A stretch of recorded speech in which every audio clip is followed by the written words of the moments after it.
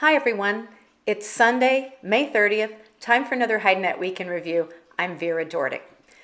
So it was rather a quiet week on the Hide front last week, with no big price swings in any major regions. And that was certainly the case in the United States, where steer prices were pretty steady, and for some selections they were even firmer. In fact, this week we discussed the persistent disconnect in the hide market with a lot of sources.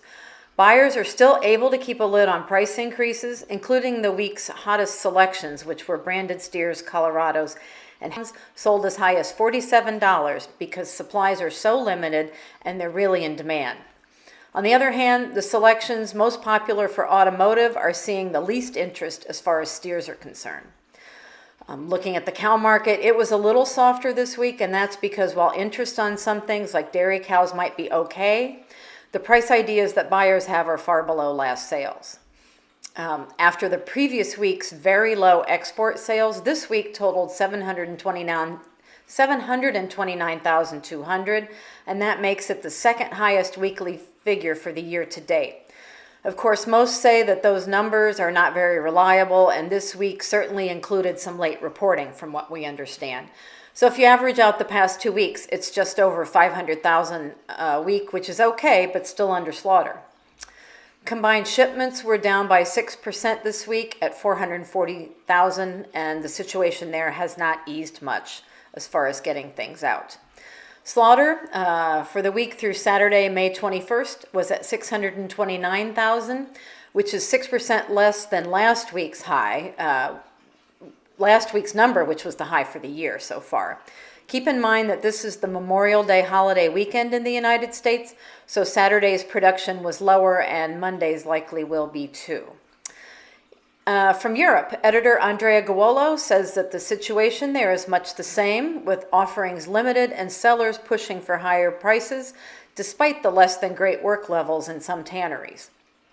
In the UK last week, Andrea says that asking prices for the 36 plus ox had risen to £1.40 in sterling, but buyers resisted with only a few sales at $1.35, but this week that is now the price.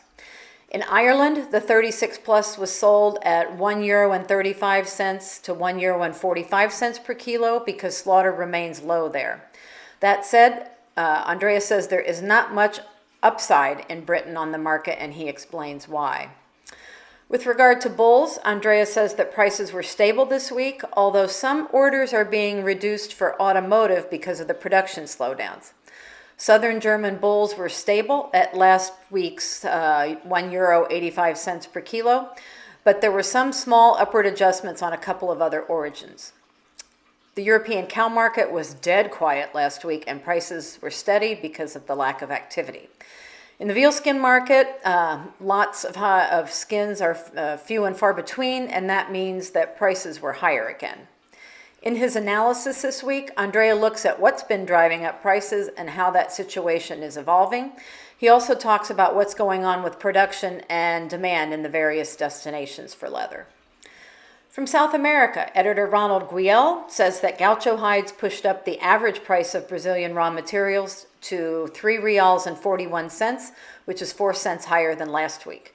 Sellers are still digging in and holding TR1 prices steady at $1.15 per square foot, but Ronald says that TR1 may be on the way up because it's too hard to keep absorbing the raw material increases. In other news from Brazil, the country's beef slaughter dropped 10% in the first quarter. The Marfrig founder was accused of insider trading this week, and the various fairs that the footwear brands in Brazil have been participating in generated $2.5 million for them. Elsewhere in Latin America, Argentina's leather and footwear small and medium enterprises are still working 40% below the 2019 levels. In Mexico, the CICEG celebrated its board of directors, and in Uruguay, fashion exports are up by 30% and more in April. So that's all we have from HideNet, and until next